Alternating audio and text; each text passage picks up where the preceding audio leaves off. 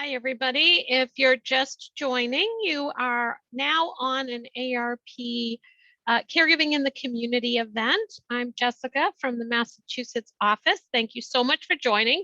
I'll be joined today by a couple of Massachusetts colleagues and a couple of national office colleagues, and one from the community. So hopefully this will be some information that is useful to you.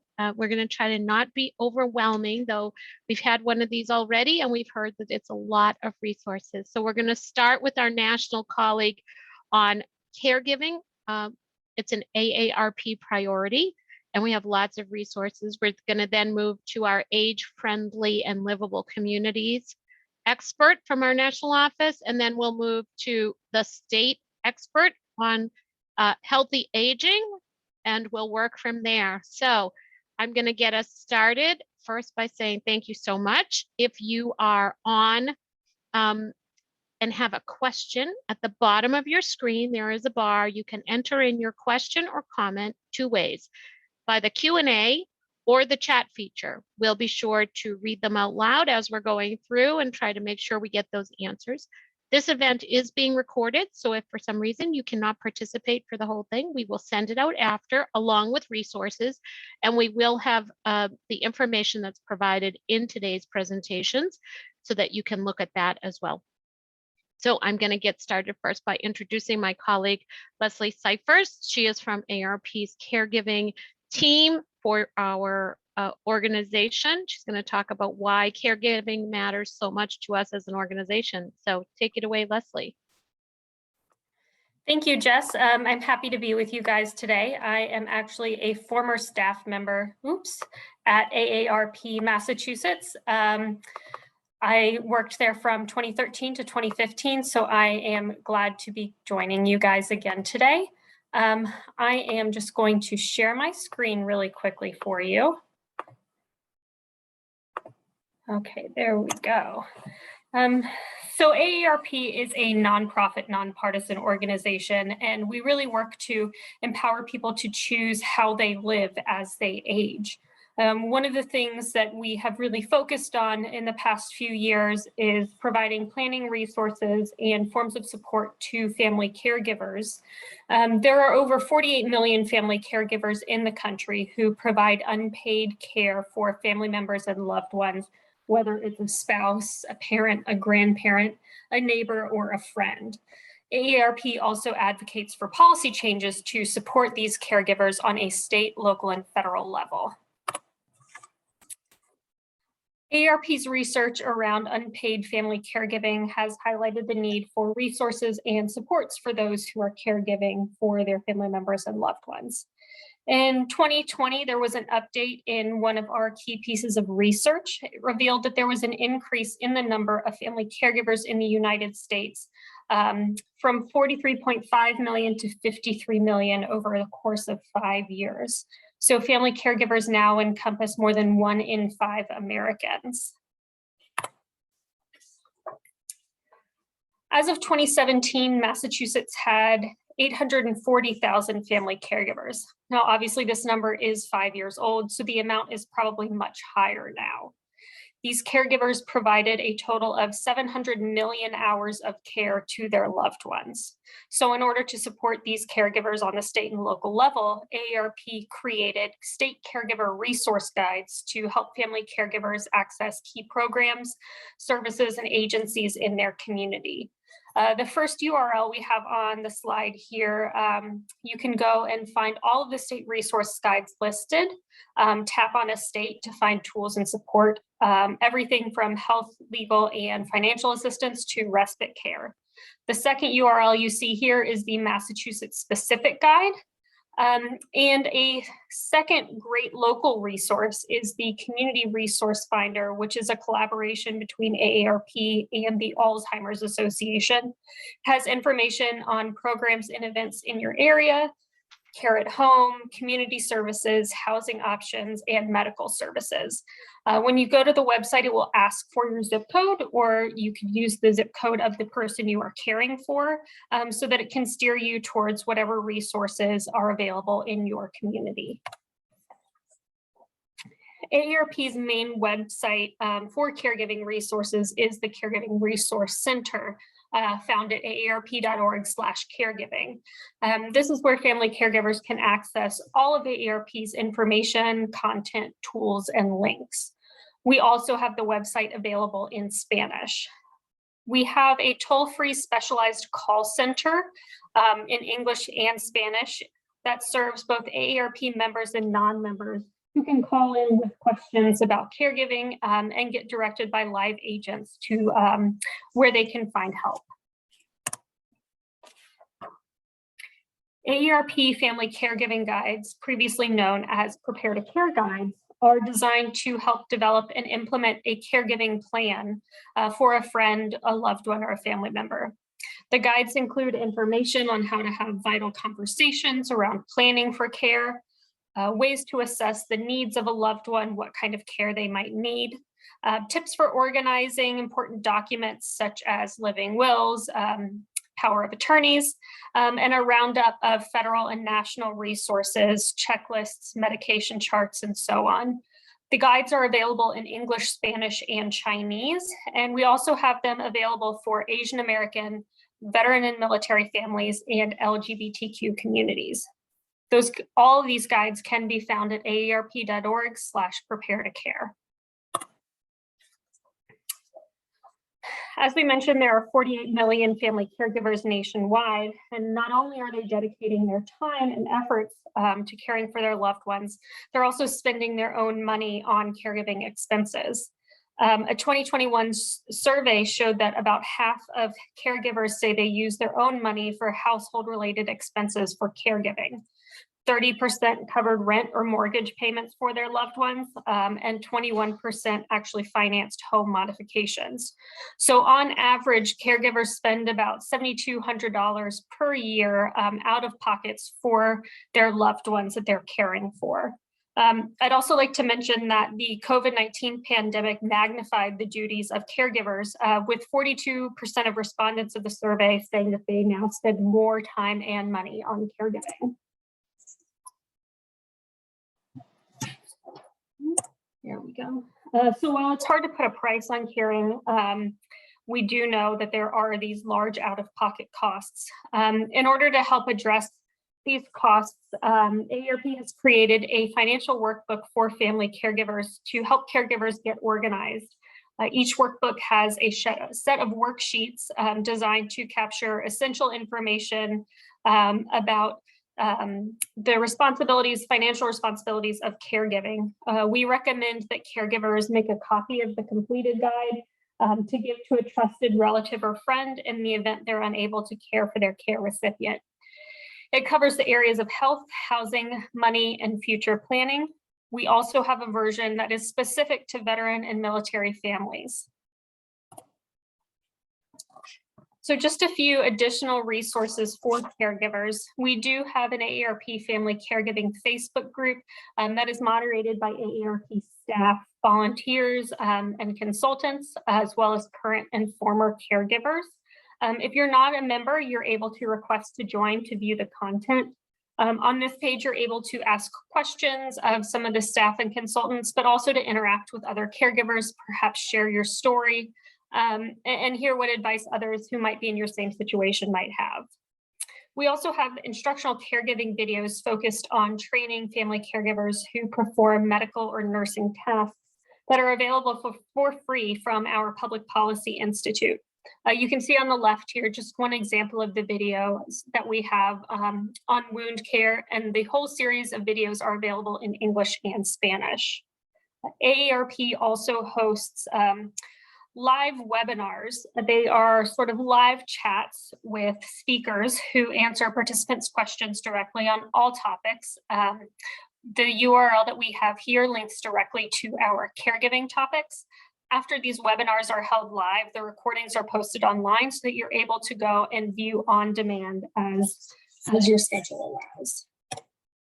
So in a very short time, that is just some of the main caregiving resources we have at AARP.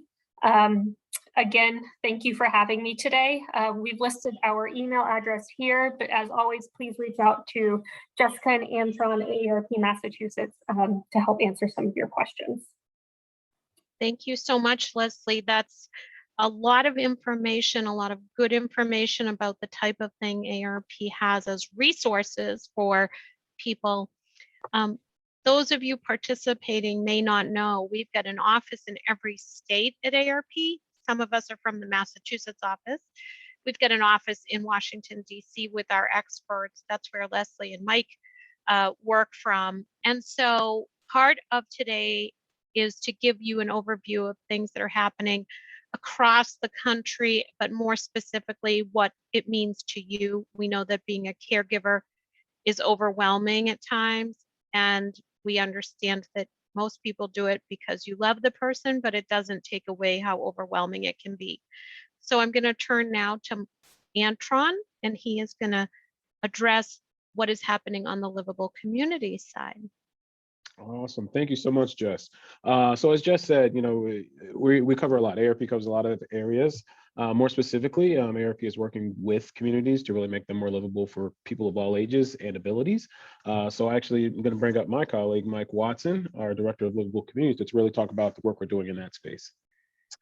Thanks, Antron. It's great to be here, and great to hear Leslie share a little bit about the work that ARP is doing to support family caregivers.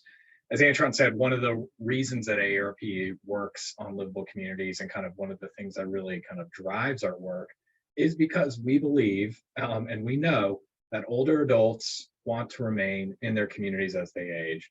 Roughly 8 in 10 people from across the country tell us every single year when we ask this survey question that they want to remain in their home as they age, and they want to remain in their community as they age. We also know that this country is getting older, and it's getting older in perpetuity.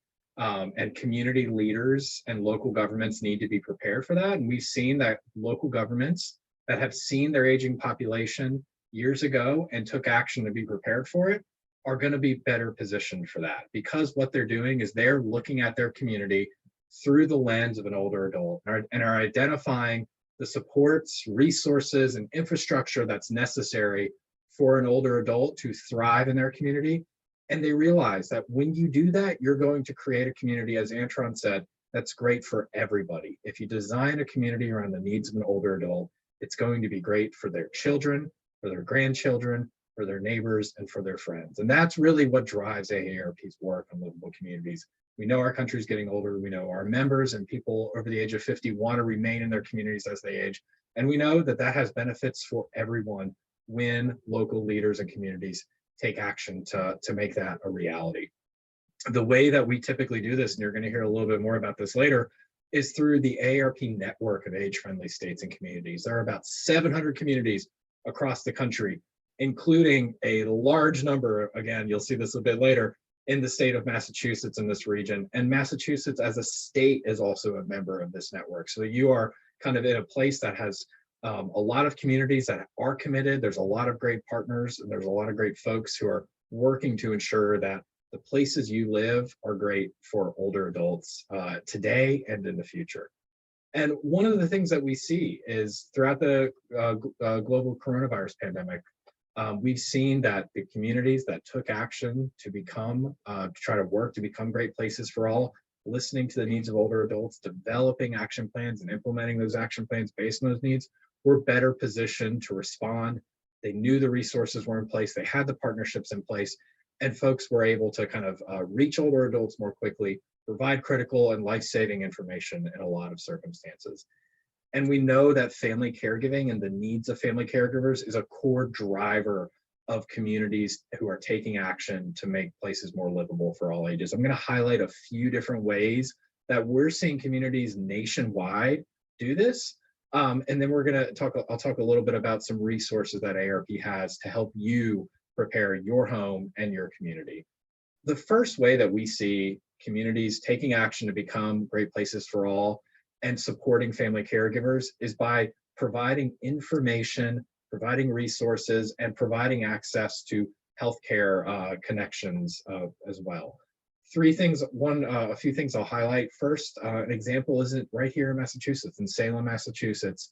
During the coronavirus pandemic, they applied 206 volunteers to contact 6,000 people over the age of 50 to ensure that they were safe, had their needs met, including food, nutrition, and telehealth services as well. So they were able to kind of quickly get to people who needed support and train family caregivers as well.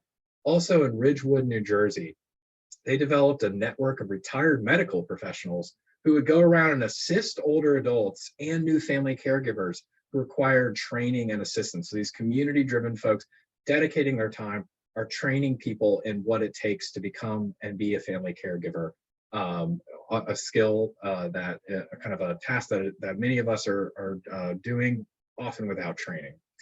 The other way that we see communities supporting family caregivers is by increasing access to transportation options. Again, we saw this during the coronavirus pandemic in Pittsburgh, Pennsylvania, and many other places, as transportation providers were adapted to deliver PPE and other life-saving materials. And here in Chelmsford in Massachusetts, we've also seen the community take action to create volunteer driving programs to help get folks from medical appointments and point A to point B and ensure that they have a friendly face to pick them up and a friendly face to get them home, and support family caregivers in that way as well. And then finally, this is one of the core ways that we see communities really work to support family caregivers and support older adults so that they can thrive in place, is by increasing housing options and improving the accessibility of housing. We've seen this across the country, including here in Massachusetts and in other places across the country. Jackson, Wyoming is a great example where they created a co-housing, co-living kind of program and arrangement so that older adults can be paired up with younger folks in the community to help forge those connections across generations and ensure that there was an affordable living arrangement for both generations. And in Madison, New Jersey, they created a program that was going to help older adults and family caregivers finance accessibility upgrades and projects for their homes to ensure that the home that they lived in could be a home that they could live in the future as well. We also see, and we'll hear a little bit more about this later, communities looking at their policies and really trying to bring in new types of housing options known as accessory dwelling units, or small kind of small homes on an existing property that can allow somebody else to live on the property and provide some care for somebody. And we know that about 70% of people over the age of 50 have said that they would consider building or living in an accessory dwelling unit to allow somebody to have to kind of increase their access to care from a family member. So those are several ways that we're seeing it. I want to highlight a few resources that you can use to help you age in place and support your loved ones as they're aging.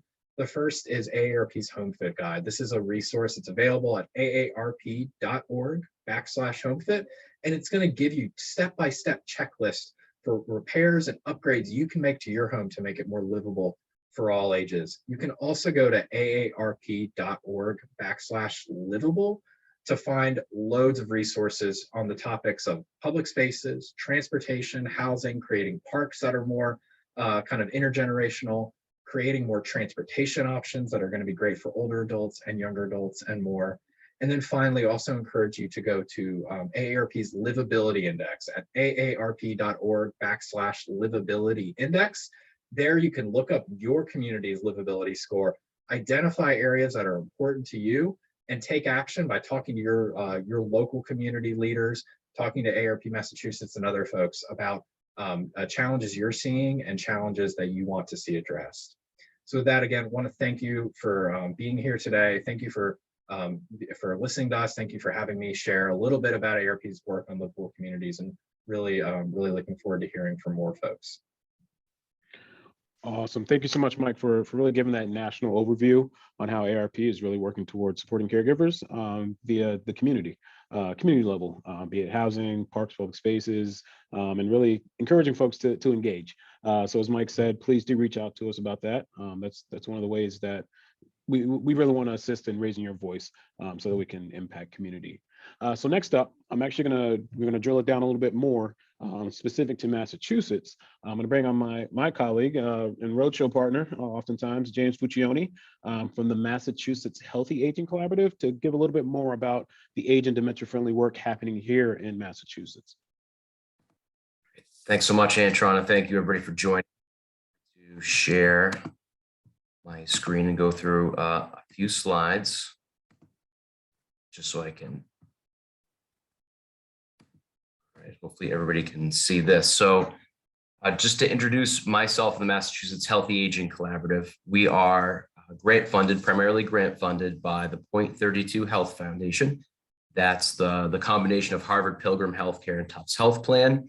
And our main mission is to support and promote inclusive age and dementia-friendly communities and support a statewide age and dementia-friendly initiative called Reimagine Aging. So I'm going to talk about what this movement looks like in Massachusetts. So pretty much everything that Mike was saying, all the examples that he shared, there's a lot of that going on across the state of Massachusetts.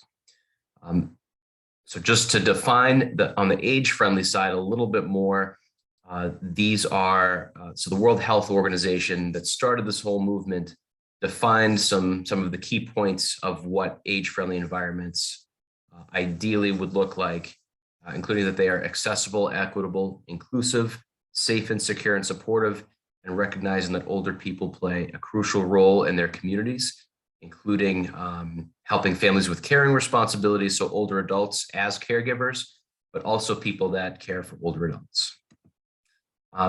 So there's a whole framework of the age-friendly movement. And since we had such a strong dementia-friendly community effort in Massachusetts, we combined and aligned different frameworks to make it more accessible to communities. But these are the sort of the frequent flyer topics that come up in any given community. And you heard them from Mike earlier, but housing and transportation, social participation, technology, public spaces and buildings, all of these things can be addressed through a process where community conducts some listening sessions and surveys and figures out a customized plan for any city or town that wants to commit to being more age and dementia friendly.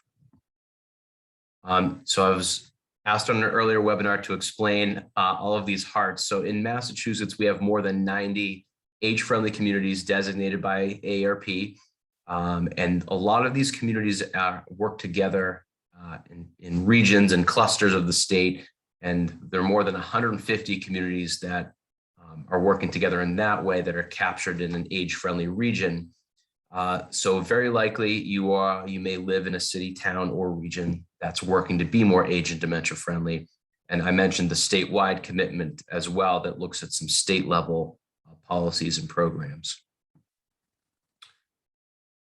In terms of who is involved in these initiatives, the great thing and the exciting things that come out of it is that it's not just what we refer to as the usual suspects of healthy aging. It's not just councils on aging or aging service access points or different service providers, but it's all types of all different local government departments, community-based organizations, public health partners, planners, public safety, arts and culture. But you can kind of see on the left-hand side is the Salem for All Ages initiative, and you can see who's on their leadership council led by Mayor Kim Driscoll's office and actually an AARP Massachusetts volunteer. And on the right-hand side is just some different organizations that lead this work across the state, including a Chamber of Commerce. So a lot of exciting and different things come of all this work. And then a lot going on this slide, but just wanted to share some of the things that come out of this work in terms of Massachusetts specifically. So you can see just some pictures of the community you see on the kind of the top middle, just a street and landscape design. Age and dementia friendly is being built into a lot of community master plans. So making communities more walkable and safe and supportive and inclusive, and just making sure that communities are connected in physical and social infrastructure. So just thinking in a different way and with a different lens on how to include older adults, and realizing that we are all aging and we will all need a community that will work for all of us. So just different things that we can touch on, including intergenerational garden boxes that are tended to by members of a council on aging and students at local schools. You have co-located schools and councils on aging, borrowing hotspots from your local library to get better internet access, fare-free buses, a program that's being advocated for many age-friendly communities. It's a picture from the Boston Globe on the bottom left about what happened in Lawrence as a result of some age-friendly advocacy work. So lots of different things can come of this, and I'll have to move my Zoom square over here to show you that on the right-hand side, the beach mats that help make beach communities more accessible, and not just for coastal communities, but the city of Worcester also has these for a couple of lakeside parks so that people can access public parks in the city as well. So lots of different initiatives come out of this, but the best part is that it's based off of local feedback from residents, hopefully caregivers as well, but to make everybody's lives a little bit easier and help community connectivity. So we have, just like AARP and a lot of other organizations, we have a website with lots of information. You can check out our news section for all kinds of different reports that come out and research, data, and opportunities to learn more from partners at places like the Alzheimer's Association, or on topics like housing and transportation, and all kinds of cool and interesting things that are happening across the state, including some of our health aging data reports, and really a lot of information, but I hope you'll consider us a resource when you're looking for support in your community. So thank you very much to Antron and the team at AARP Massachusetts, and I'll stop sharing and hand it back over to Antron. So there you go. Thanks very much. Awesome. Thank you so much, James. Really drilling down and getting to what Aging Dementia Friendly looks like here in Massachusetts, and how we are working as a team to really bring resources to folks here at the local level. Again, as we kind of get further into the local aspect of this, I did want to bring up a video from our participant, or a panelist from Senior Care Inc. She unfortunately couldn't make it today, but she did want to at least share some information for the North Shore area from Senior Inc. Her name is Carrie Johnson, and I will play that video for you now.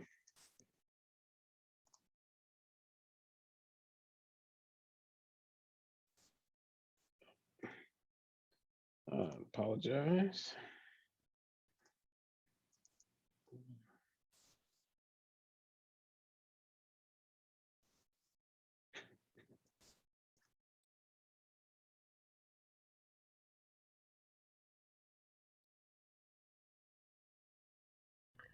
Hi, my name is Carrie Johnson. I'm the coordinator of Age and Dementia Friendly Cape Ann.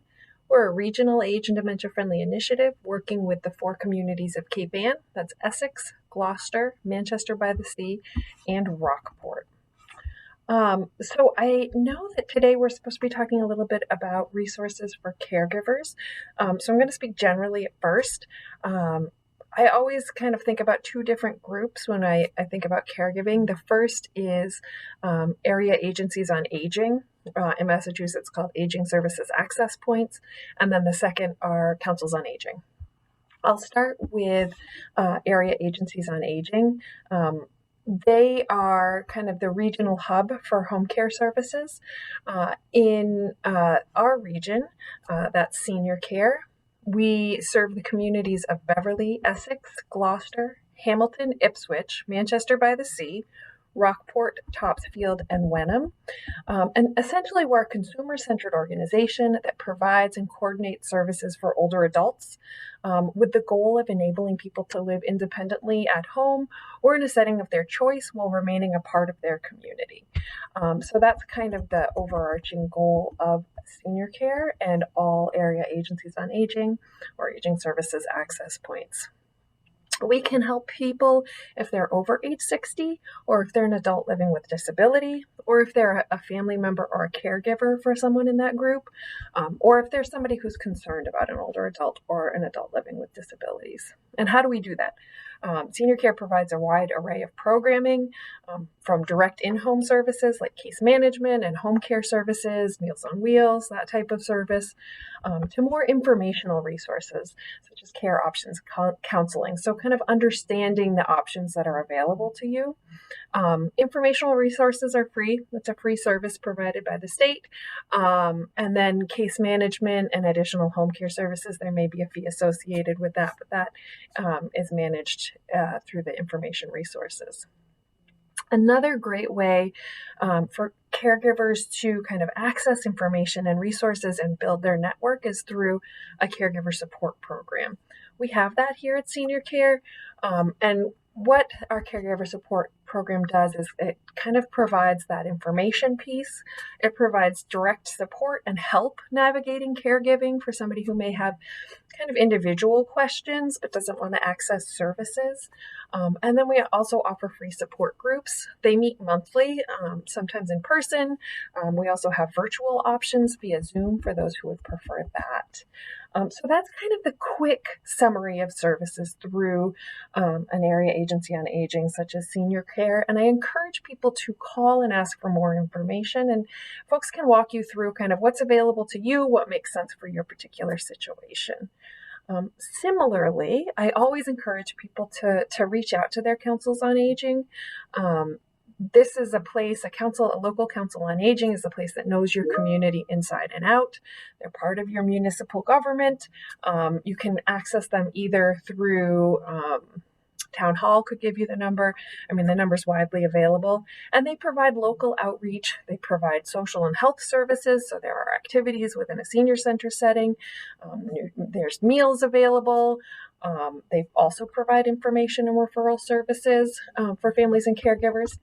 I can't speak specifically to all that the COAs in our region do because there's so many and they all do different things, everything from transportation to support groups to fitness classes. So it's good to connect with them and see what is out there for you.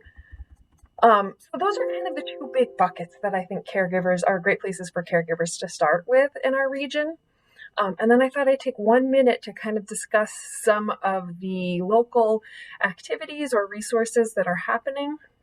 And you can learn about all of these through Senior Care or through your Council on Aging. But we have a nice new program that is a collaboration between Age and Dementia Friendly Cape Ann and the Essex County Greenbelt, where we're running dementia-friendly walks. So it's basically a short walk that is an inclusive sensory experience meant for those who are living with some kind of cognitive changes and their care partners. Sometimes care partners come on their own without the care recipient. Sometimes it's kind of both caregiver and care recipient. It's a great way to meet others in a really relaxed environment. Outdoors, there's plenty of seating, there's restrooms, parking is available close by, and the walks are tailored to who is there. So, it can be a longer walk or a shorter walk depending on who's attending. In a similar vein, as we're thinking about those who are living with cognitive changes, the Ipswich Council on Aging runs a memory cafe, which is really a friendly gathering space for people who are living with memory changes and their care partners. It's coffee and refreshments, conversation, sometimes simple activities. So that's a nice way, again, to kind of mingle and get to meet folks. In terms of thinking about those who may be homebound, on Cape Ann, we have the Cape Ann Virtual Senior Center, which is intended to bring senior center programs to the comfort and safety of the home.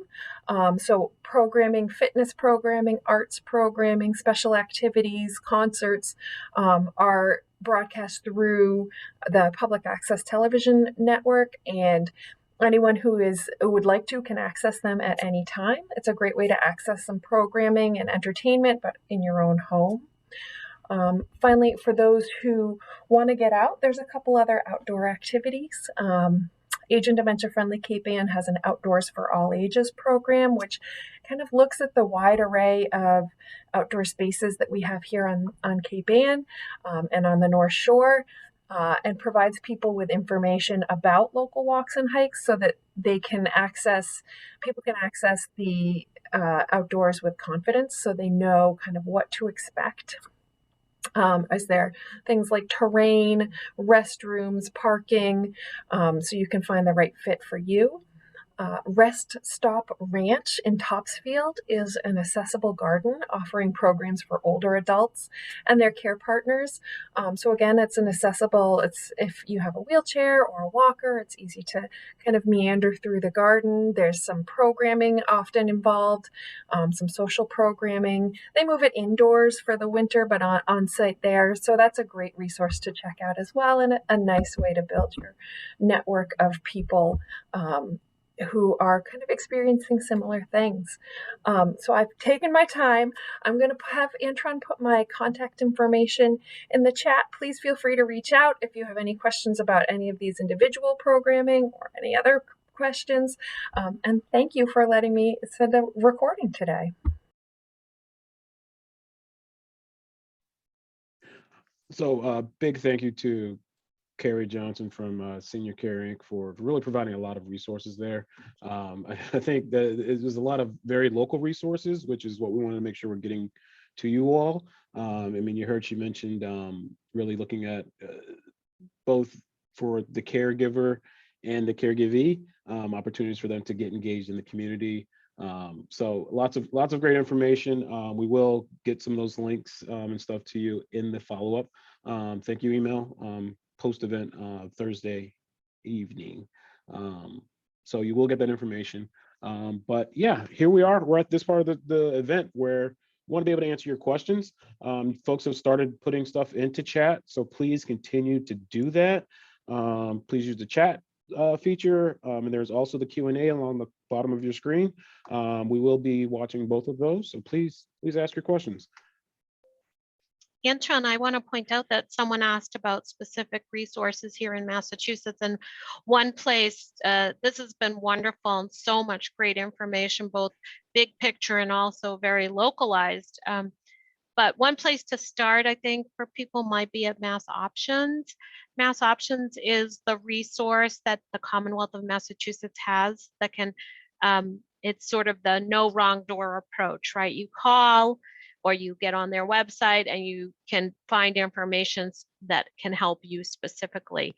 There was a question in the chat about people who have diabetes and the support programs that can be available for that.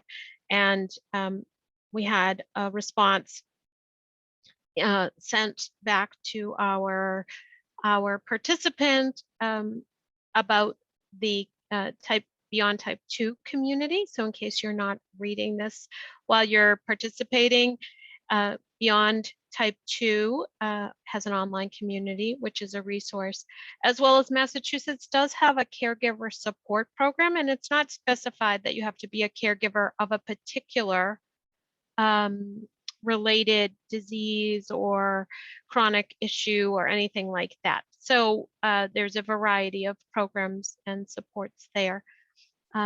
And I don't see anybody adding more to the, oh, wait a minute. Any support, specific support for caregivers who have caregiver fatigue? Yes.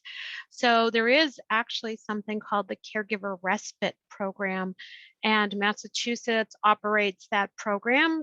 It's operated in every state in a variety of ways, but in Massachusetts program, it does provide support and respite to those who are doing the caregiving. And so I would encourage you to go to Mass Options and ask for the Caregiver Respite Program to find out what's happening in your particular part of the state, in the North Shore, if that's where you are, or if you're helping someone who lives in another part of the state.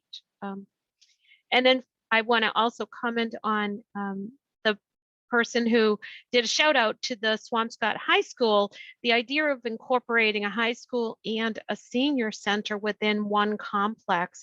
I think that's a good example. I haven't forgotten about our friends who are thinking about making our communities more livable, Mike Watson and James Puccioni, who gave you some insights as to how we are thinking differently about creating communities where people can age and age with dignity.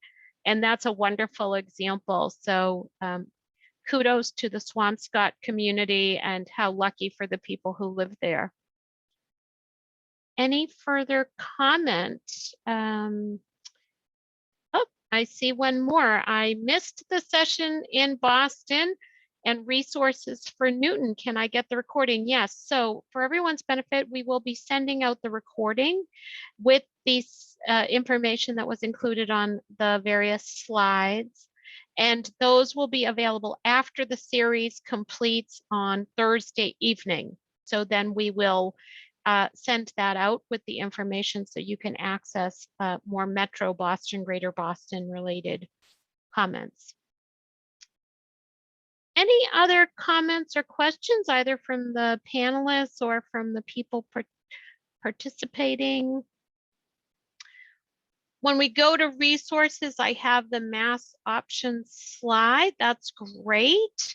So let's see that slide, Antron, because I think that what people might need right now is, one, what are those very specific resources? And then two, how can you stay up to speed? So Antron, do you want to talk about this slide here? Yeah, so the mass options, it's really like a first stop for a lot of this work. I'll say this, everything that we've shared today, there's no wrong door for where to get started, but mass options is a great place to get started because they really offer that one-on-one counseling to really get you to the decisions you're trying to make as a caregiver. They have some in-home services, obviously respite care, which was a question that came up, transportation services, caregiver training. I think this is a wealth of knowledge here, specifically with the mass options. So please capture this information here. Again, it will be shared with you in the follow-up emails. But here's a great place to start. Thanks for sharing that, Antron. Yes, this is overwhelming, I think, how much is on the plate of a caregiver. And so having one place to start the discussion about what might be helpful, I think is really useful. If you want to stay involved with what ARP is doing, we haven't talked a lot about the other things that ARP does on, say, caregiving in particular. So for example, we're trying at the state level to get a caregiver tax credit passed into law. What does that mean? It would provide some direct relief to you in the form of a tax credit, so that if you're paying for caregiving out of your pocket, and you heard Leslie mention, for most people, that's over $7,000 a year, that you would get some money back, $1,500 annually in a refundable tax credit. We haven't gotten it passed yet, but we're working really hard to do that, and we'll continue to work on that. And we'd love your help. There's nothing better than policymakers and legislators hearing from the people that are most helped by the policies and laws they pass. So arp.org/get involved is a really easy way to stay up to speed on what we're doing. And we send you messages and we ask you to get involved and become what's termed an e-activist. Oh, thank you, Antron. I see this slide now. So we've got the resources and the take action pieces. You can become an e-activist and find out how to put your voice to making improvements in the community. If you really want to do it on the very local level, you can become an activist in your community, specifically around what we call age friendly, helping our communities to all be better at thinking through how we are aging and how communities prepared for us to age well. And that's at aarp.org/livable. And then down the bottom here, you see what's called hosted DIY presentations. So DIY, it's so hip. There's whole TV channels for this. But what does a DIY presentation mean? You would be part of a team of volunteers here at ARP in Massachusetts, and you would present information on a variety of things to help others in your community. So for example, you heard Leslie talk about Prepare to Care. You can see on the slide there, the first graphic is the ARP Family Caregiving Guide. We actually have a presentation that helps people in the community understand how to prepare to care and or be a caregiver. So that's one of the DIY presentations. And if you want to be part of that, we would love your help. The Massachusetts office, there's 9 of us as staff. So we're not able to cover all 844,000 family caregivers in the community. We can't get to each one of them, but with your help, we can reach more. So if you want to be part of that, please let us know. And now I'm going to see if we have any more questions or comments. I see one more here. We've applied for Mass Health 6 months ago because my spouse is poor, but I have a job with benefits and they're dragging their feet. I've hired an attorney who blames it on COVID, but he has 100% record for getting people Medicaid. So you're waiting. What takes them so long to approve Medicaid? Okay, that's a really good question. What is taking them so long? I'm not sure. I do know that applying for Medicaid, and in Massachusetts, that's called Mass Health, applying for it can take some time. It sounds like you have moved to the next level because that time was clearly too long, 6 months, and having that. There is one place, though, that I will tell you that also works to get people their benefits in Massachusetts. We're really fortunate to have what's called the Health Law Advocates. They are an organization that help provide legal services for people as they are trying to navigate a variety of health-related issues. And then also the Healthcare for All, which has a helpline. It's a free helpline, and you can access that. And before we end, I will drop both of those pieces of information into the chat box. So Antron, I'm going to turn it back over to you so you can add comments on resources and what we're thinking for final comments. Yeah, final comments and resources. Like I said earlier, this is a wealth bucket of information that's really been tossed at you. We will be sending out the information following this event, like Jess said, on Thursday. But please start off with the Mass options. It's a great place to begin, or wherever you are in the caregiving process. All the information here is really important and essential. We hope not to overwhelm you with the information here. So again, remember that whichever outlet you begin, it's a great door to start at. With that, I just want to thank all of our panelists. I want to thank everyone who attended today and got all the information.